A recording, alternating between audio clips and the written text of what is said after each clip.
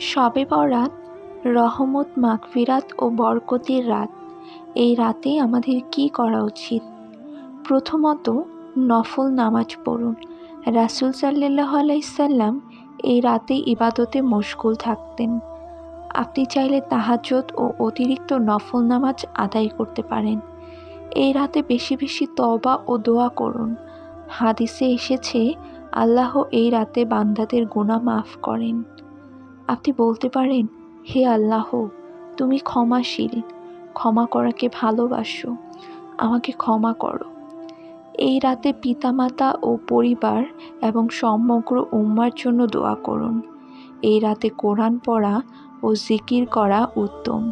রাসূল সাল্লাল্লাহু আলাইহি সাল্লাম সবসময় এই রাতগুলোতে আল্লাহর ইবাদতে কাটাতেন।